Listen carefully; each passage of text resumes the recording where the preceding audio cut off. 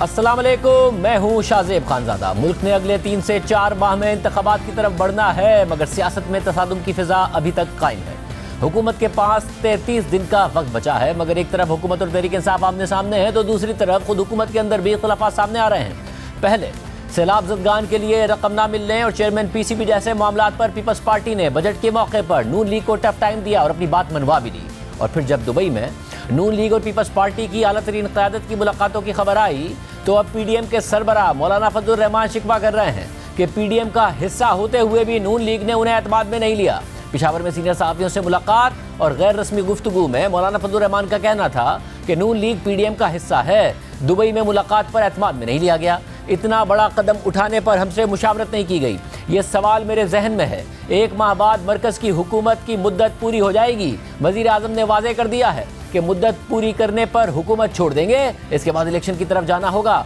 इस हवाले से मुश्किलात का भी सामना है। उनका कहना था कि इलेक्शन वक्त पर होंगे, मुल्क को तबाही से 2-4 करने वालों से निजात के लिए सख्त फैसले करने होंगे। इस पर आज तर्जुमान JUI मोहम्मद असलम गौरी ने एक बयान में कहा है कि मौलाना फजलुर रहमान की ऑफ द रिकॉर्ड गुफ्तगू को तोड़ मरोड़ कर चलाया जा रहा है। दुबई मुज़ाकरात से JUI ही नहीं, पूरी PDM बेखबर है। दुबई मुज़ाकरात पर एतमाद में न लेने पर तहफ़्फ़ुज़ात हमारा हक है। असेंबलियों की मुद्दत बढ़ाना और इलेक्शन के इल्तवा से सियासी नुकसान होगा। आम इंतख़ाबात से मुताल्लिक़ मौलाना फजलुर रहमान ने कल वाज़ेह मौक़िफ़ दिया है। इसके बाद फिर ये खबर भी आ गई कि वज़ीर आज़म शहबाज शरीफ और मौलाना फजलुर रहमान के दरमियान मुलाकात हुई है और ज़राए के मुताबिक मुलाकात में सियासी सूरत हाल समेत अहम उमूर पर गौर हुआ है और वज़ीर आज़म ने मौलाना फजलुर रहमान के खदशात दूर करने की कोशिश की है। इसके अलावा मुल्क में आम इंतख़ाबात के हवाले से वज़ीर दिफ़ा ख्वाजा आसिफ ने कहा है कि आम इंतख़ाबात के हवाले से फ़ैसला भी होना है। अक्टूबर में गर्मी बहुत होती है, इलेक्शन अगर नवंबर में हो जाए तो बेहतर है। यानी हुकूमत के अंदर ये सोच मौजूद है कि इंतख़ाबात अक्टूबर के बजाय नवंबर में कराए जाएं और ये उसी वक्त मुमकिन है कि जब कौमी असम्बली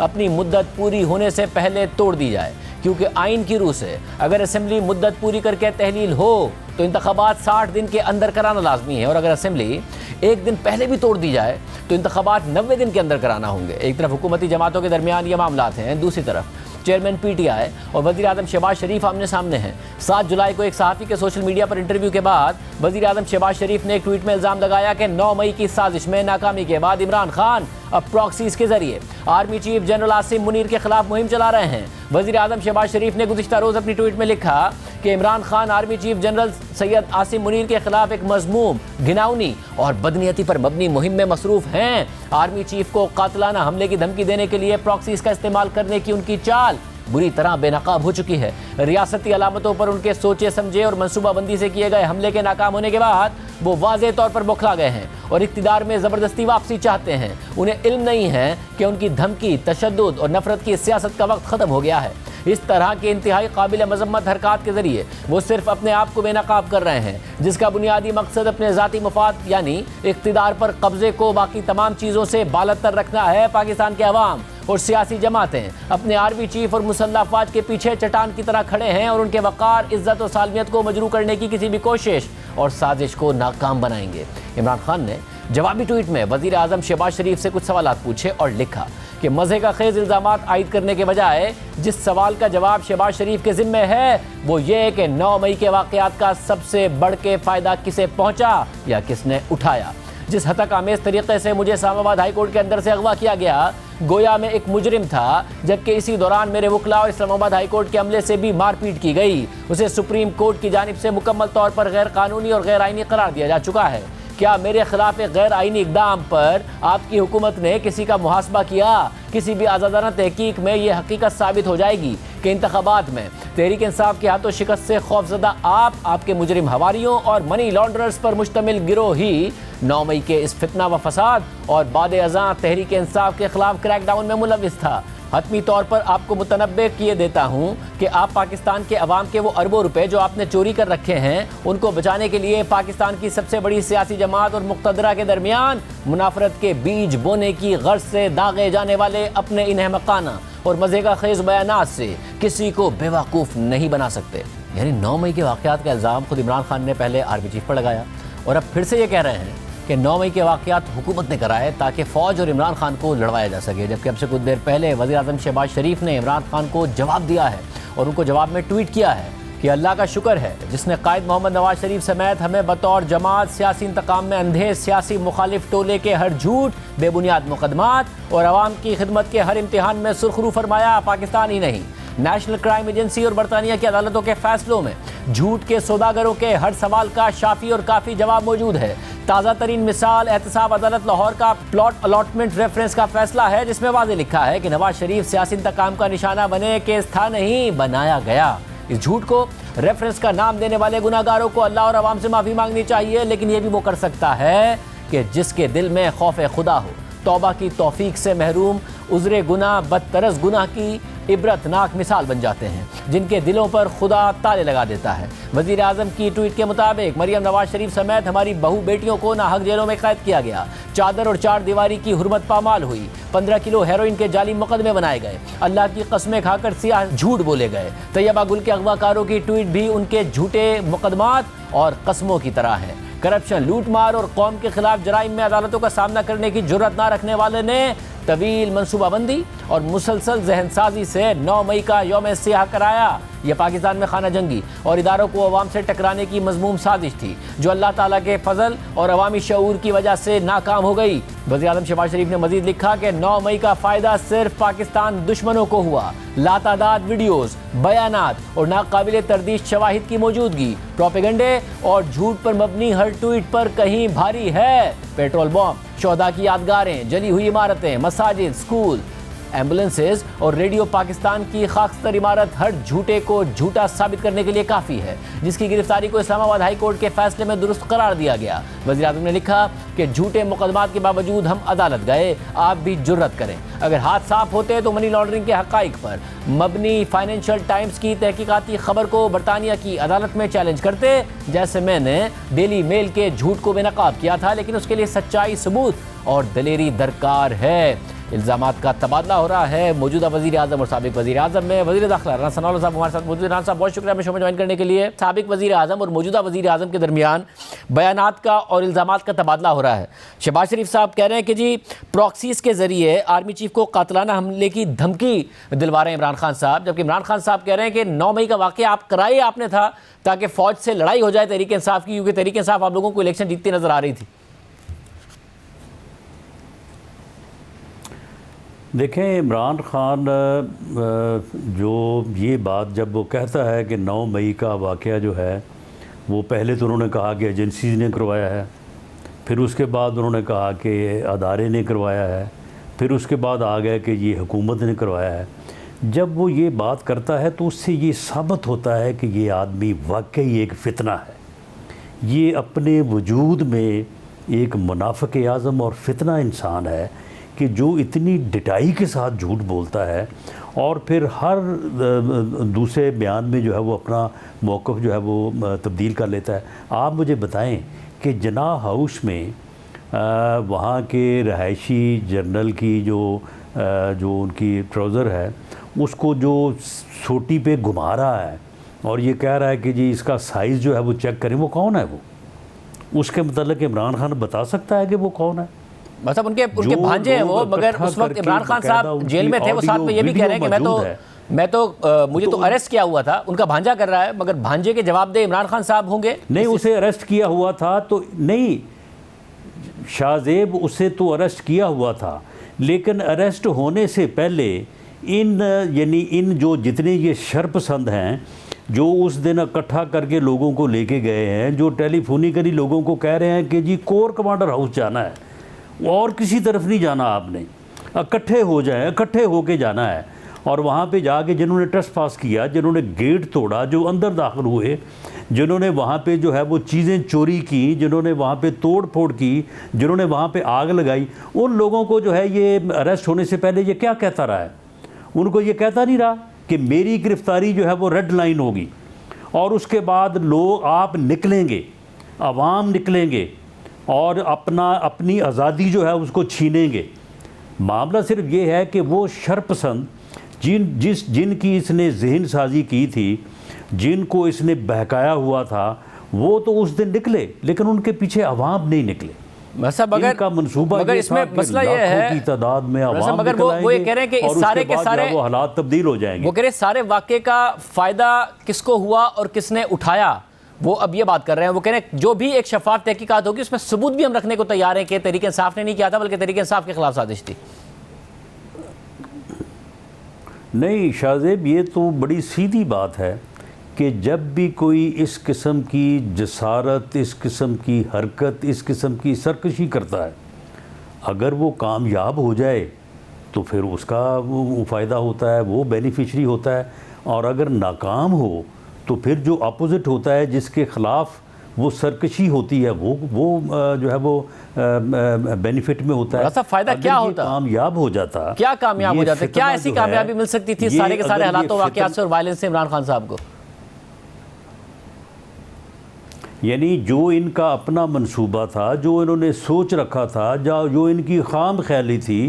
कि जब हम निकलेंगे तो उसके बाद लाखों की तादाद में पूरे मुल्क में अवाम जो है वो बाहर निकल आएंगे और उसके नतीजे में हम इस मुल्क में ऊपर जो है वो काबिज़ हो जाएंगे, इनकलाब बपा कर देंगे। अगर ऐसा हो जाता तो फिर तो वो कामयाब थे, फिर तो वो जो चाहते वो करते। लेकिन जब अवाम नहीं निकले और ये सिर्फ शर पसंद जो है ये चंद दर्जन, चंद सौ की हद तक महदूद रह गए, तो उसके बाद फिर जो है वो फिर अपोजिट साइड ने ही उस सूरत हाल में जो है वो कामयाब ठहरना था और इनका जो मामला है वो फिर कानून के कटहरे में आना था, इनको इंसाफ के कटहरे में लाया जाना था, जो कि लाया जा रहा है, और वहाँ पे इनका ट्रायल होगा, इनको सज़ाएं होंगी। वैसा मगर 6 जून आपने कहा कि ट्रायल होगा, सज़ाएं होंगी, कानून के कटहरे में लाया जाएगा, मगर ये 9 मई के वाक़यात के हवाले से आपके हज पर जाने से लेके वापस आने तक इमरान खान पर 6 FIRs और हो गई हैं। हालांकि आपने कहा था कि जी सबूत मौजूद हैं, बाकायदा तौर पर इनके अपनी ऑडियो रिकॉर्डिंग्स मौजूद हैं जो इनको इस वाक़े से जुड़ती हैं। पुरानी FIRs के या पुराने मामलात के तो सबूत सामने आ नहीं रहे हैं, नई नई FIRs हो रही हैं, सबूत हैं भी या नहीं हैं? नहीं, देखें, जहाँ तक इस बात का तल्लक है कि ये वो शरपसंद जो उस दिन दिफाई तनसीबात के ऊपर हमलावर हुए या जिनके अंदर ऐसा जहर इसने भरा था, इसने फितने ने, और लोगों को इस कदर गुमराह किया हुआ था कि वो जो है वो शुहदा की यादगारों के ऊपर जो है वो पल पड़े और वहाँ पे उन्होंने जाके जो है उनकी बेहरुमती की। ये चीज़ें जो हैं ये तो बिल्कुल सबूत मौजूद है, इसके अलावा और कोई है ही नहीं कि जिसने इस सूरत हाल को जो है वो पैदा किया, इस सूरत हाल को बगाड़ा, लोगों को इस मकसद के लिए जो है वो इस फितनागरी के लिए, इस सरकशी के लिए तैयार किया, और उसके ऊपर ही लोग जो है वो वहाँ पे गए और उसके नतीजे में ये सारा 9 मई के जो है वो अफसोसनाक वाक़यात हुए। जहाँ तक इस बात का तल्लक है कि ये मामला के इसकी स्टेज जो है वो कहाँ तक पहुँची, देखें जो मामलात जो चलान पेश हुए हैं एंटी टेररिस्ट कोर्ट में, वहाँ पे तो जो है वो उनकी प्रोसीडिंग्स जो है वो हो रही हैं। जहाँ तक मिलिट्री ट्रायल का तल्लक है तो मिलिट्री ट्रायल में क्योंकि ये सारा टेक्निकल एविडेंस के ऊपर मबनी ये मामला है, ये ऐसा तो है नहीं कि जनाब एक आप गवाह खड़ा कर दें, वो कहें जी मैं वहाँ पे मौजूद था, फ़लाँ आया, फ़लाँ ने आग लगा दी, फ़लाँ ने लूट मार की, फ़लाँ ने ये किया। वहाँ पे हर जो मुल्ज़म है, अब आप देखें ये 3 दिन पहले एक मुल्ज़म, एक शरपसंद जो कि वहाँ पे आग लगाता फिर रहा है, जिसकी वीडियो मौजूद है, अब वो उसकी शनाख्त हुई है, यानी 3 दिन पहले शनाख्त हुई है, वो गिरफ़्तार हुआ है, उसके माँ बाप ने भी जो है वो आके मीडिया पे उसको जो है वो कंडेम किया है। तो ये एक टेक्निकली जो है इन चीज़ों को प्रूव करने का जो एक अमल है वो टाइम कंज्यूमिंग है। मगर क्या राज साहब ये बात दुरुस्त है कि जो लोग बराह रास्त मुलविस थे, एक तरफ तो सुप्रीम कोर्ट से भी फैसला आ रहा है, मगर जो फैसला ये हुआ है आप लोगों की तरफ से या रियासत की तरफ से कि जो बराह रास्त इस तोड़ फोड़ में और जलाओ घेराव में मुलविस थे उनके केसेस तो जाएंगे मिलिट्री कोर्ट्स में। इमरान खान साहब की बराह रास्त इस किस्म के अहकामात देने की के कोई सबूत सामने नहीं आए हैं, इसलिए ये इख्तलाफ पाया जाता है हुकूमत के अंदर कि उनका केस मिलिट्री कोर्ट को ना भेजा जाए, बेहतर है कि नॉर्मल जो एंटी टेररिज्म के तहत उनके मुकदमात को चलाया जाए। नहीं, इसमें कोई इख्तलाफ नहीं है। देखें, अगर एक आदमी जो है वो अगर सड़क पे जाते जो है वो ट्रैफिक लॉ की खिलाफ वर्जी करता है तो वो ट्रैफिक एक्ट में जो है ना वो चलान होगा। और अगर कोई आदमी जो है वो उस जुरिस्डिक्शन में चला जाता है कि जहाँ पे जाके वो आर्मी एक्ट की खिलाफ वर्जी करता है तो वो फिर आर्मी एक्ट के तहत ही प्रोसिक्यूट होगा। और जब आर्मी एक्ट के तहत प्रोसिक्यूट होगा तो फिर उसका मुकदमा जो है वो मिलिट्री कोर्ट में चलेगा। इसके ऊपर बिल्कुल क्लैरिटी है कि इस सारे 9 मई के वाक़े का जो सरगना है, जो इस सारी सरकशी को इनिशिएट करने वाला है, जो इसकी मनसूबाबंदी करने वाला है, जो इसका आर्किटेक्ट है, वो एक ही आदमी है और वो इमरान खान है। बाकी दर्जा बदर्जा उसमें जो है वो शामिल है। मतलब अगर तो इसलिए इमरान खान जो है वो बराह रास्त इसमें मुलव्वस है। और वो लोग बराह रास्त मुलव्वस हैं जो वहाँ पे गए, जिन्होंने जाके आग लगाई, जिन्होंने जाके लूट मार की। तो ये लोग जो हैं, ये लोग तो बिल्कुल इनको आर्मी एक्ट के तहत प्रोसिक्यूट होना चाहिए। वैसे मगर जो तहरीक इंसाफ के लोगों की या कारकुनों की सरगर्मियां हैं उसको तो आप जोड़ रहे हैं इमरान खान साहब से, मगर अगर कोई उनका हमदर्द सहाफ़ी मुल्क से बाहर बैठ के भी कोई ऐसी बात कर दे तो उसको भी वज़ीर आज़म कह रहे हैं कि आर्मी चीफ को कातलाना हमले की धमकी देने के लिए प्रॉक्सीज का इस्तेमाल करने की उनकी चाल बुरी तरह बेनकाब हो चुकी है। ये भी इमरान खान के ऊपर इल्ज़ाम लगा रहे हैं कि ये भी अगर कोई मुल्क से बाहर बैठ के किसी ने किया है तो ये भी इमरान खान साहब ने ही अपनी प्रॉक्सी के ज़रिए करा है। देखें शाहज़ेब, जब ये साबित हो गया कि 9 मई का जो एक्ट है वो एक मुल्क दुश्मनी था, वो एक मुल्क के दिफाई अदारे के ऊपर हमला था, वो मुल्क के दिफा के ऊपर हमला था, तो उस एक्ट को जिस अंदाज से भी किसी ने प्रमोट किया, किसी ने उसको आर्किटेक्ट किया, किसी ने उसको जाके मौके पे ऊपर इम्प्लीमेंट किया, कोई अब जो है उस एक्ट के असरात को कम करने के लिए जो है वो अपनी खिदमात, कोई बाहर बैठ के, कोई इधर बैठ के जो है वो सारी पेश कर रहा है और उसके मुताबिक जो है वो मामलात को सबूताज करने के लिए या इन लोगों को इनके अंजाम से बचाने के लिए, इनको प्रोसिक्यूशन से बचाने के लिए जो अमल भी हो रहा है तो वो सारा जो है वो उसी का हिस्सा है और उसी के तहत उसको जो है वो लिया जाएगा और उसी के तहत ही जो है उसको फर्दर जो है वो प्रोसिक्यूट किया जाएगा। साहब ये बताएगा कि ख्वाजा आसिफ साहब का कहना है कि अक्टूबर में गर्मी होती है, नवंबर में इंतखाबात हो तो बेहतर है। अब अगर सिर्फ एक तो इतनी गर्मी नहीं होती अक्टूबर में, ऊपर सिर्फ गर्मी की वजह से तो नहीं होगा। आप लोग क्यों चाहते हैं, ये जो सोच सामने आ रही है कि 3 महीने का केयर टेकर सेटअप हो, उसके लिए बेशक आप एक दिन पहले अपनी हुकूमत छोड़ दें और असम्बलियाँ तहलील कर दें?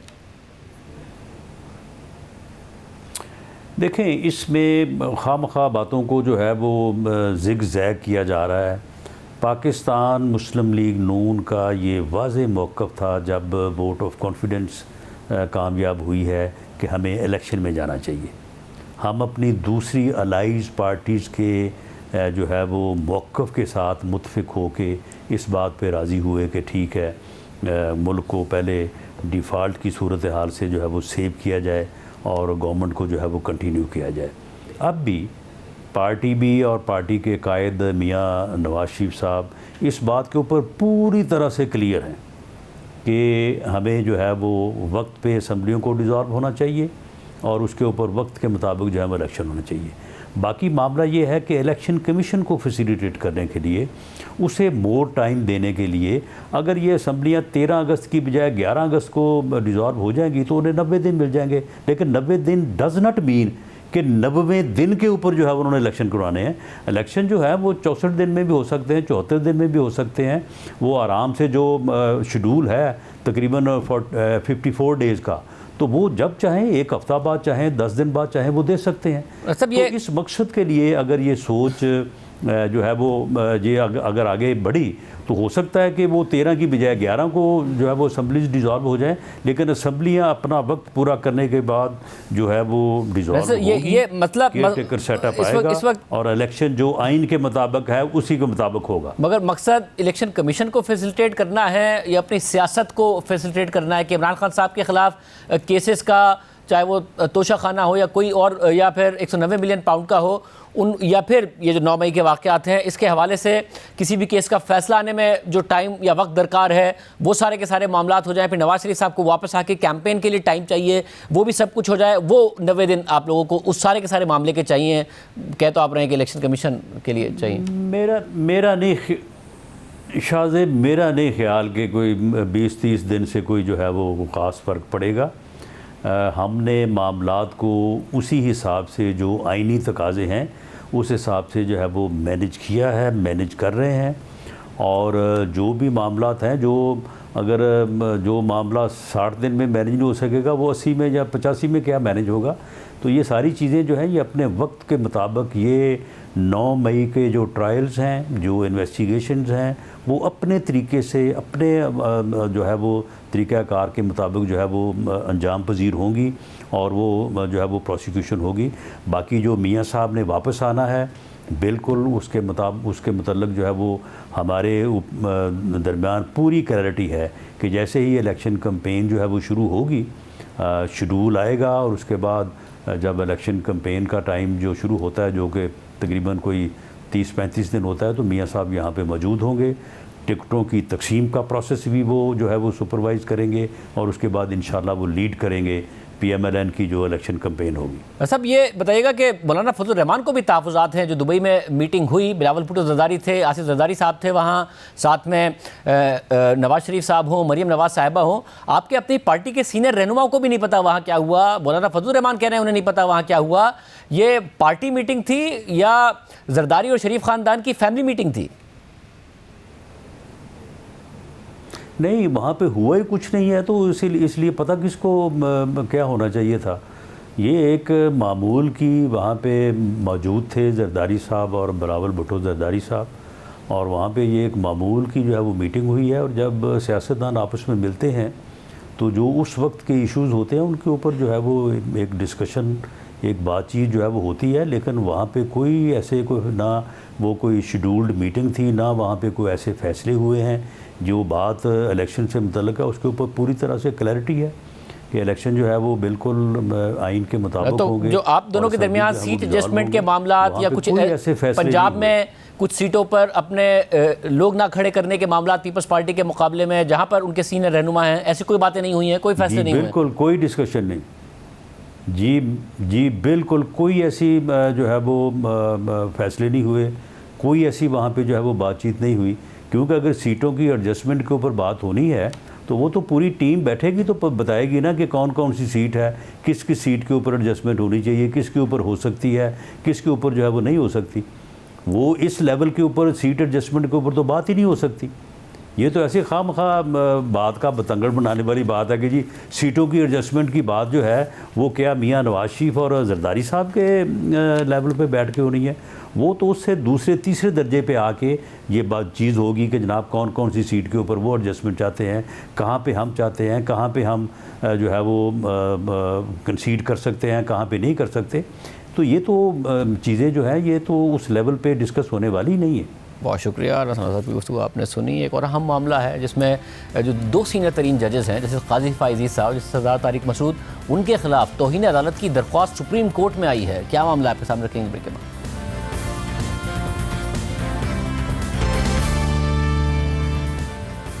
चीफ जस्टिस उमर बंदियाल की मुद्दत मुलाजमत ख़त्म होने में तकरीबन 2 महीने रह गए हैं और इससे पहले ही सुप्रीम कोर्ट के नामजद चीफ जस्टिस काजी फ़ाइज़ ईसा और सुप्रीम कोर्ट के सीनियर तरीन जज में से एक जस्टिस सरदार तारिक मसूद के खिलाफ सुप्रीम कोर्ट में तौहीन अदालत की दरख्वास्त दायर कर दी गई है और सुप्रीम कोर्ट से दरख्वास्त की गई है कि दोनों जजेस के खिलाफ तौहीन अदालत का मुकदमा आगे बढ़ाया जाए। ये दरख्वास्त एडवोकेट शाहिद राना की तरफ से दायर की गई है क्योंकि supreme Court Practice and Procedure act और उस पर अदालत की तरफ से हुक्म इम्तना के बायस जस्टिस काजी फ़ाइज़ ईसा और जस्टिस सरदार तारिक मसूद ने सिविलियंस के मिलिट्री कोर्ट में ट्रायल के खिलाफ दरख्वास्तों पर बनने वाले 9 रुकनी बेंच को मानने से ही इनकार कर दिया था और तौहीन अदालत की दरख्वास्त इन दोनों जजेस के मिलिट्री कोर्ट्स के मामले पर सुप्रीम कोर्ट के बेंच से अलहदा होने पर दायर की गई है। अहम बात यह है कि 29 मार्च को जस्टिस काजी फ़ाइज़ ईसा और जस्टिस काजी अमीनुद्दीन ने यह फैसला जारी किया था कि आर्टिकल 184(3) के तहत चलने वाले तमाम केसेस की समाअत को उस वक्त तक मुलतवी कर दिया जाए कि जब तक उठाए गए मामलात पर पहले सुप्रीम कोर्ट अपने रूल्स नहीं बना लेती। और फिर अप्रैल में ही हुकूमत supreme Court Practice and Procedure Act का कानून ले आई और इस कानून में चीफ जस्टिस के सूमोटो इख्तियारात और बेंचेस की तश्कील के इख्तियारात को चीफ जस्टिस के साथ साथ दो सीनियर तरीन जजेस के दरमियान तकसीम कर दिया गया कि आइंदा अकेले चीफ जस्टिस नहीं बल्कि उनके साथ सुप्रीम कोर्ट के बाकी दो सीनियर तरीन जजेस को कमेटी यह फैसला करेगी। मगर सदर की मंजूरी से पहले ही चीफ जस्टिस की सरबराही में 8 रुकनी बेंच ने इस एक्ट को ताहुक्म सानी मुअत्तल कर दिया था। यानी ये केस अब तक ज़ेर-ए-इल्तवा है मगर कानून मुअत्तल है। और इस मामले के कुछ अरसे बाद सुप्रीम कोर्ट ने सिविलियंस के मिलिट्री ट्रायल के खिलाफ इमरान खान समेत दीगर की दरख्वास्तों पर समाअत करने के लिए 9 रुकनी बेंच बनाया था, जिसमें हैरानकुन तौर पर जस्टिस सरदार तारिक मसूद समेत जस्टिस काजी फाइज सा भी शामिल थे। मगर जस्टिस काजी फाइज ईसा और जस्टिस सरदार तारिक मसूद ने इस बेंच पर एतराज़ उठाया और कहा कि इस हवाले से हमसे मुशावरत नहीं की गई और सबसे पहले सू मोटो और बेंचेस की तश्कील के इख्तियारात से मुताल्लिक Supreme Court Practice and Procedure Act का फैसला होना चाहिए। जिसके बाद चीफ जस्टिस ने इस मामले पर एक नया 7 रुकनी बेंच बना दिया। मगर 9 रुकनी बेंच के हवाले से जस्टिस काजी फाइज ने अपने नोट में लिखा था कि ये बेंच मेरे और अगले सीनियर फाजिल जज जस्टिस सरदार तारिक मसूद के साथ मुशावरत के बगैर बनाया गया है। मैं ये समझता हूँ कि जब तक supreme Court Practice and Procedure act के खिलाफ आईनी दरख्वास्तों का फैसला नहीं हो जाता और हुक्म इम्तना मौजूद है जिसकी मैं खिलाफ वर्जी भी नहीं करना चाहता हूँ, इसलिए 14 अप्रैल से जब इस कानून को मुअत्तल किया गया मैं अदालत में नहीं बैठा। अगर मैं अब यह मुकदमा सुनूंगा तो अपने ही मौक़िफ़ जो मेरी नज़र में आईनी और कानूनी है उसकी खिलाफ वर्जी करूँगा। जबकि जस्टिस सरदार तारिक मसूद ने इस हवाले से नोट लिखते हुए लिखा था कि मैं जस्टिस काजी फाइज ईसा के नोट से मुकम्मल तौर पर इत्तफाक करता हूँ। सिविलियंस के मिलिट्री ट्रायल से मुताल्लिक समाअत करने वाले बेंच में मुझे शामिल करने से मुताल्लिक चीफ जस्टिस ने मुझसे मुशावरत भी नहीं की थी। हैरानकुन तौर पर दरख्वास्त गुजार और उनके वकील की जानिब से चीफ जस्टिस से उनके चैम्बर में मुलाकात के अगले ही दिन ये केस समाअत के लिए मुकर्रर कर दिया गया। जस्टिस सरदार तारिक मसूद ने मज़ीद लिखा था कि मैं supreme Court Practice and Procedure act के खिलाफ दरख्वास्तों पर सुप्रीम कोर्ट के फैसले का इंतजार कर रहा था और तवक्को कर रहा था कि इस केस का जल्द फैसला कर दिया जाएगा, क्योंकि अबूरी स्टे ऑर्डर के जरिए प्रैक्टिस एंड प्रोसीजर बिल पर अमल दरामद को रुकवा दिया गया था। जस्टिस सरदार तारिक मसूद ने यह भी लिखा कि ये वाजे कर दूं कि मैंने बेंच में बैठने से मौजरत नहीं की है, तहम मेरा उस ऑर्डर पर दस्तखत करने का सवाल नहीं बनता जिसमें यह बताया गया है कि नया बेंच तश्कील दिया जाएगा, क्योंकि मेरा मौक़िफ़ यह था कि ये पटिशन्स उस वक्त सुनी जा सकती हैं जब supreme Court Practice and Procedure act के खिलाफ दरख्वास्तों पर फैसला हो जाए। ये जस्टिस सरदार तारिक मसूद और जस्टिस काजी फाइज ईसा के मिलिट्री ट्रायल के खिलाफ दरख्वास्तों की समाअत के लिए बनने वाले बेंच से मुताल्लिक नोट्स थे। और इसी हवाले से अब सुप्रीम कोर्ट में ये दरख्वास्त दायर की गई है कि सुप्रीम कोर्ट ने supreme Court Practice and Procedure act को मुअत्तल कर दिया था और उसका ऑर्डर अभी भी इन फील्ड है और ये जस्टिस काजी फाइज ईसा और जस्टिस सरदार तारिक मसूद समेत पूरी सुप्रीम कोर्ट पर बाइंडिंग है। और दोनों जजेस ने मिलिट्री कोर्ट्स केस की समाअत ना करके सुप्रीम कोर्ट के ऑर्डर की पैरवी करने से इनकार कर दिया है। इसलिए जस्टिस काजी फाइज ईसा और जस्टिस सरदार तारिक मसूद सज़ा के हकदार हैं। दरख्वास्त के मुताबिक supreme Court Practice and Procedure Act का ऑर्डर इन फील्ड है और दोनों जजेस का इसकी पैरवी से इनकार करके मिलिट्री कोर्ट के केस में बेंच में ना बैठना सीधी तौहीन अदालत है। और मिलिट्री कोर्ट के केस से मुताल्लिक दोनों जजेस ने जो अल्फाज इस्तेमाल किए हैं उनकी दुनिया भर में इशाअत और नशरियात हुई है और वो तौहीन अदालत की कार्रवाई आगे बढ़ाने के लिए काफ़ी है। और ये अदालत जजेस के खिलाफ तौहीन अदालत की कार्रवाई करने के लिए सू मोटो नोटिस भी ले सकती है। दरख्वास्त के मुताबिक दोनों जजेस को तलब करके कानून के मुताबिक कार्रवाई की जाए। ये वो तौहीन अदालत की दरख्वास्त थी जो आज सुप्रीम कोर्ट में दायर हुई है। मगर दिलचस्प बात यह है कि इससे पहले भी सुप्रीम कोर्ट में एक तौहीन अदालत की दरख्वास्त दायर हुई थी जो हनीफ राही की तरफ से दायर की गई थी और ये दरख्वास्त ऑडियो लीक्स पर हुकूमत की जानिब से बनाए जाने वाले कमीशन के खिलाफ थी। और अहम बात यह है कि उस ऑडियो लीक्स कमीशन के सरबराह जस्टिस काजी फाइज ईसा थे और बाद में चीफ जस्टिस ने 6 जून को जारी होने वाले अपने ऑर्डर में जो बुनियादी तौर पर ऑडियो लीक्स कमीशन की तश्कील से मुताल्लिक ऑर्डर था उसमें भी हनीफ राही की जुडिशल कमीशन के खिलाफ तौहीन अदालत की दरख्वास्त का जिक्र किया और लिखा कि हनीफ राही ने दरख्वास्त की है कि जुडिशल कमीशन के मामले पर तौहीन अदालत की दरख्वास्त को रजिस्टर किया जाए। हम ये समझते हैं कि सुप्रीम कोर्ट के दफ्तर ने उस पर कुछ एतराज़ात उठाए हैं, अगर वो करना चाहें तो ये एतराज़ात दूर कर सकते हैं। सुप्रीम कोर्ट में इस वक्त क्या चल रहा है और जस्टिस काजी फाइज ईसा और जस्टिस सरदार तारिक मसूद के खिलाफ तौहीन अदालत की दरख्वास्तों का क्या मतलब है? क्या ये दरख्वास्तें आला अदलिया में मौजूद तकसीम की अक्कासी करती हैं या महज एक गैर अहम ये दरख्वास्त है? बात करेंगे senior court reporters Qayyum Siddiqui और असाद वली साहब हमारे साथ मौजूद हैं। आप दोनों का बहुत शुक्रिया। क़य्यूम सिद्दीकी साहब, ज़ाहिर है बहुत कुछ अनएक्सपेक्टेड और अनप्रेसिडेंटेड होता रहा है सुप्रीम कोर्ट में जहाँ तक तकसीम के मामलात हैं। अब ये दरख्वास्त है ये एक फजूल सी दरख्वास्त है जिसकी कोई अहमियत नहीं है, या जो कुछ अदालत में होता रहा है उस कॉन्टेक्स्ट में इसको देखा जा सकता है और ये बड़ी अहम दरख्वास्त है?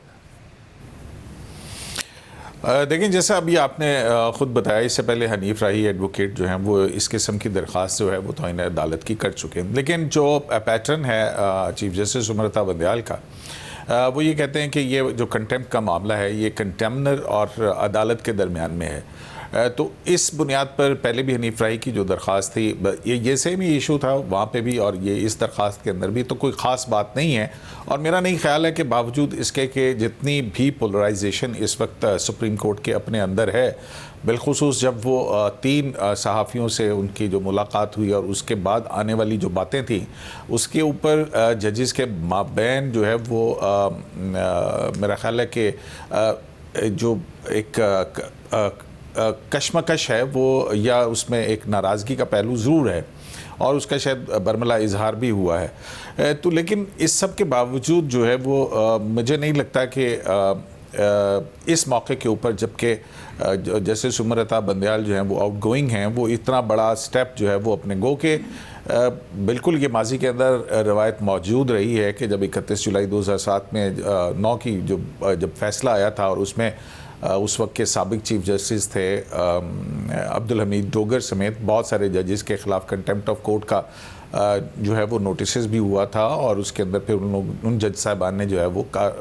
उससे माज़रत भी की थी और माफ़ी भी मांगी थी और उसके बाद उनकी ये कंटेम्प्ट की कार्रवाई उनके ख़िलाफ़ ख़त्म हो गई थी। लेकिन जो मौजूदा हालात हैं उसमें अगर यही देखा जाए तो फिर तो 184(3) के हवाले से जो काजी फैज़ ईसा की जजमेंट थी उसके ऊपर आने वाला नोट और फिर उसके बाद होने वाली चीज़ें जो हैं, फिर मामला जो हैं वो और ज़्यादा जो है वो अदालत के अंदर खिंचाव और कशमकश का बाइस बनेंगे। तो मेरा नहीं ख्याल है कि ये पिटीशन जो है कोई बराबर साबित हो सकती है इस हवाले से। असद साहब, आप क्या समझते हैं कि अगर कुछ हुआ तो पेंडोरास बॉक्स खुल जाएगा, इसलिए मुमकिन नहीं लगता, चीफ जस्टिस के पास टाइम भी बहुत कम बचा है, इसलिए एक फजूल सी पिटीशन है जिसका कोई मुस्तकबिल नहीं है, या इसे तनाजुर में देखा जा सकता है जो कुछ अनएक्सपेक्टेड अनप्रेसिडेंटेड होता रहा है जो तकसीम है? जी शाहजेब, देखें अगर कंटेंट को तो बिल्कुल इसमें कोई सब्सटेंस नज़र नहीं आ रहा। इसी किस्म की पटिशन बताया जा रहा है कि लाहौर हाई कोर्ट में हुई, वहाँ एंटरटेन नहीं हुई।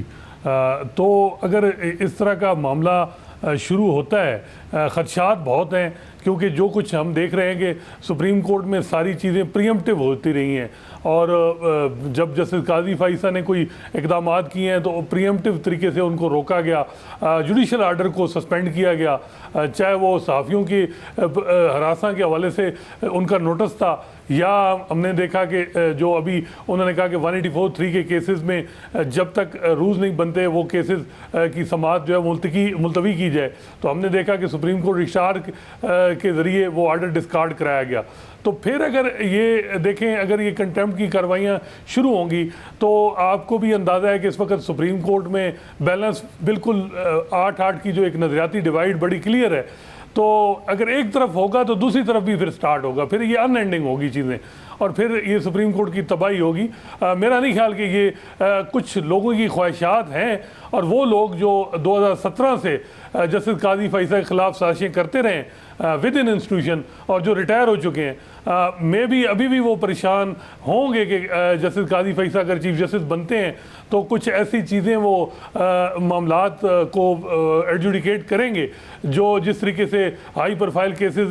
डिसाइड किए गए, फिर जो जजेस की रिटायर जजेस की मराहत हैं, तो ये वो सारे ख़दशात हैं जिनकी बुनियाद पे मे भी हो भी सकती हैं चीज़ें। लेकिन अब टाइमिंग भी बहुत कम है, फिर मौजूदा चीफ जस्टिस की पावरफुल सर्कल के साथ बिल्कुल तनाव वाली सूरत हाल है, सिविलियन गवर्नमेंट से भी मामला ठीक नहीं है। तो चीफ जस्टिस साहब तो दिन ब दिन बज़ाहिर लग रहा है कि उनके पास वो जो एक आप कहें कि एक जो पावर थी वो दिन ब दिन कम हो रही है। और अभी भी कुछ लोग कह रहे हैं कि जो बार में बातें होती हैं कि अगर जस्टिस काजी फ़ाइसा, कुछ जजेस की खदशात हैं कि वो अगर वो भी अप्रीहेंशन को ख़त्म कर दें तो मे भी ये 8 से ज़्यादा कुछ जजेस दूसरी तरफ चले जाएं। तो ये बज़ाहिर तो लग रहा है कि इतनी चीज़ें जो अभी पेंडिंग हैं, 4-5 बड़े फैसले रिजर्व की हुई हैं चीफ जस्टिस उमर अता बंदयाल ने, वही अभी लिखने होंगे उनको। और अगर ये नए पेंडोरा बॉक्स खोलते हैं तो बड़ा मसला बनेगा। वैसे ये कहा जाता है कि जाने वाला चीफ जस्टिस अमूमन इस किस्म की कुछ एडवेंचर माजी में हमने देखा है कि किए हैं, लेकिन उसका नुकसान जुडिशरी को हुआ है। मैं और तो, और ये हाँ, करीम सिद्दीकी साहब, अगर फिर क्योंकि ज़रा टाइम उनके लिए बड़ा कम रह गया है, अब तो इतने सारे जो मिलिट्री कोर्ट्स में का ट्रायल के हवाले से सिविलियंस का मामला, क्या उम्मीद की जा सकती है कि या तो प्रैक्टिस एंड प्रोसीजर एक्ट के ऊपर स्टे खत्म हो जाए, उसका कोई फैसला आ जाए, या फुल कोर्ट बन जाए इतने अहम मामले पर, ताकि कम से कम उनकी लेगेसी जो है, जैसे बदियाल साहब की, जिसमें बहुत ज़्यादा सवाल उठ रहे हैं, वो बेहतर हो जाए? जी बिल्कुल, ये डिस्कशन जो है ये जो सुप्रीम कोर्ट एक्लेंस हैं उसमें हो रही है, और उसमें इस बात पर बड़ा जो है वो लोग ये बात सोच रहे हैं, और कि इसके ऊपर, क्योंकि ये सिविलियन के ट्रायल के हवाले से मामला है, एक सेंसिटिव मामला है, और इस पर अगर आप बड़े गौर से जस्टिस मंसूर अली शाह का नोट पढ़ें जो कि 22 के ऑर्डर का है, तो अगर ये कंटेम्प्ट की बात होती या कोई, जैसा कि लोग ये भी बातें कर रहे थे कि ये शायद मिसकॉन्डक्ट है कि बेंच में ना बैठना, तो उस हवाले से जो जज साहबान थे वो कुछ लिख सकते थे, लेकिन 22 जून का जो ऑर्डर आया उसमें हमें सिर्फ जो है वो दूसरे नोट्स नज़र आए, जो कि जस्टिस काजी फाइज ईसा का, जस्टिस सरदार तारिक मसूद का और जस्टिस मंसूर अली शाह का है। लेकिन इसमें अगर बात यहाँ तक पहुँचे तो फिर जस्टिस याया अफरीदी का और जस्टिस मंसूर अली शाह का भी नोट्स हैं, जिसके अंदर जुडिशल मिसकॉन्डक्ट के हवाले से बहुत इन बिटवीन द लाइन जो है वो चीफ जस्टिस के हवाले से बातें की गई हैं। तो मेरा ख्याल है कि ये जो सारी सूरत हाल है, इसमें शायद अब नंबर गेम जो है वो इतना मैटर नहीं करेगा, लेकिन जो आने वाला वक्त है उस हवाले से जो बात हो रही है वो यही है कि हो सकता है कि ये जिस तरह से फुल कोर्ट के हवाले से नोट सामने आए हैं जज साहिबान के, तो जो सिविलियंस के कोर्ट मार्शल का मामला है, इस पर किसी लम्हे चीफ जस्टिस जो हैं वो फुल कोर्ट की तरफ जा सकते हैं। असद, आपकी इत्तलात क्या कहती हैं? ज़ाहिर जब 15 जजेस थे और कहा जाता था ज़ाहिरन के 8 हालांकि चीफ जस्टिस के फेवर में हैं या हम ख्याल हैं, तब भी उन्होंने फुल कोर्ट नहीं बनाया। अब हो सकती है पॉसिबिलिटी, जब आप ही कह रहे हैं कि 8-8 का मामला है, कि वो फुल कोर्ट की तरफ चले जाए? देखें, अब इतना मिसट्रस्ट है कि अगर फुल कोर्ट बनता है, उससे पहले जो जजेस की अप्रीहेंशन है, जिस तरह जस्टिस काजी फाइसा कहते हैं कि supreme Court Practice and Procedure act में जो स्टे दिया गया है वो विकेट किया जाए, जस्टिस सरदार तारिक भी ये कहते हैं, तो फिर पहले आपको इनफॉर्मली आपस में बैठ के डायलॉग करना होगा। जो फुकदान रहा है पूरा, अगर आप कहें 1.5 साल में, बहुत स्पीकिंग टर्म भी उस तरह नहीं रहे हैं जजेस के, जो बड़ी अफसोसनाक है सूरत हाल है। और जस्टिस काजी फैसल ने अपने लेटर में शिकवा किया था कि जी मैं बीइंग ए सीनियर पुनी जज मुझसे मुशावरत नहीं की जाती। तो ये एक बड़ा मसला है कि जब तक अगर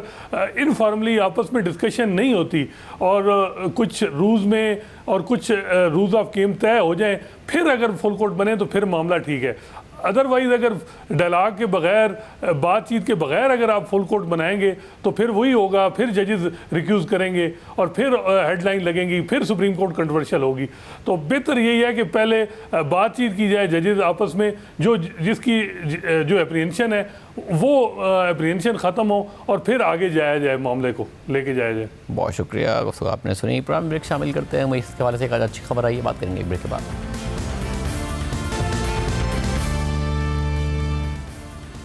IMF के साथ स्टाफ लेवल मुआहदे के असरात मुआशी इस्तेहकाम और गैर यकीनी ख़त्म होने की सूरत में सामने आना शुरू हो गए हैं। और मईशत के हवाले से आज एक अच्छी खबर सामने आई, जब आलमी रेटिंग एजेंसी फिच ने पाकिस्तान की रेटिंग CCC- से बेहतर करके CCC कर दी। और ये गुज़िश्ता 1 साल में पहली दफ़ा है कि पाकिस्तान की रेटिंग में बेहतरी आई है। जुलाई 2022 में फिच ने पाकिस्तान की रेटिंग B- रखते हुए आउटलुक मनफी कर दिया था। फिर अक्टूबर 2022 में पाकिस्तान की रेटिंग डाउनग्रेड करके CCC कर दी थी। और फिर IMF प्रोग्राम के हवाले से मजीद गैर यकीनी बढ़ी और ज़र मुबादला के ज़खायर गिरते चले गए, तो फिच ने फरवरी 2023 में पाकिस्तान की रेटिंग एक साथ 2 नॉच कम करके CCC+ से सीधी CCC- कर दी थी। और आज उसमें एक नॉच बेहतरी करके पाकिस्तान की रेटिंग को CCC कर दिया है। और इसकी वजह फिच ने यही बताई है कि IMF से स्टाफ लेवल मुआहिदा होने के बाद पाकिस्तान की बैरूनी फंडिंग की सूरत हाल में बेहतरी आई है। फिच के मुताबिक ये उम्मीद की जाती है कि IMF के साथ 9 माह के स्टैंड बाय अरेंजमेंट की मंजूरी जुलाई के महीने में IMF बोर्ड दे देगा।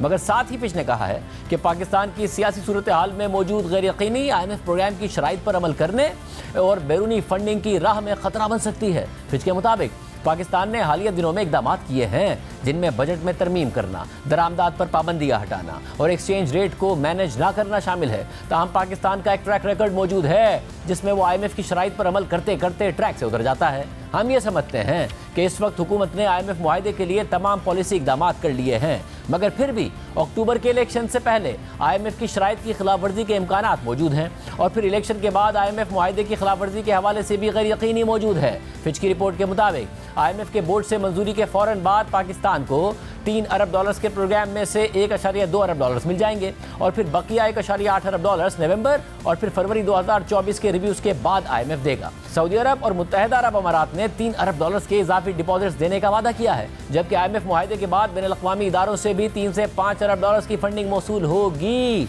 फिच के मुताबिक जबकि इससे जनवरी 2023 में जेनीवा में सैलाबों के बाद प्लेज किए गए $10 अरब में से कुछ इमदाद और कर्जे मिलने में भी मदद मिलेगी, जिनमें से $2 अरब का प्रोजेक्ट लोन बजट में भी मुख्तस किया गया है। फिच के मुताबिक पाकिस्तान को इस माली साल में $25 अरब की बैरूनी फाइनेंसिंग दरकार है और हुकूमत को इस साल बजट में रखे गए $1.5 अरब के बॉन्ड्स और $4.5 अरब के बैंकों से कर्जों के हुसूल में चैलेंज का सामना रहेगा। ताहम जो गुज़िश्ता बरस कर्जे रोल ओवर नहीं हो पाए थे उनके वापस मिलने का इम्कान है। इसके साथ साथ चीन, सऊदी अरब और मुत्तहिदा अरब अमारात के $9 अरब के डिपॉजिट्स भी गुज़िश्ता साल की तरह रोल ओवर हो जाएंगे। फिच के मुताबिक हुकूमत ने इस माली साल के लिए $6 अरब के करंट अकाउंट खसारे का टारगेट रखा है, मगर हमारी तवक्कात के मुताबिक करंट अकाउंट खसारा $4 अरब रहेगा और इसकी वजह यह मफरूज़ा है कि पाकिस्तान प्लान की गई तमाम बैरूनी फंडिंग का इंतजाम नहीं कर पाएगा और दरामदात कम करके ही बैरूनी फंडिंग की ज़रूरियात को कम रखा जा सकेगा। ताहम पाकिस्तान के बैरूनी खसारे के बढ़ने के खतरात अपनी जगह मौजूद रहेंगे,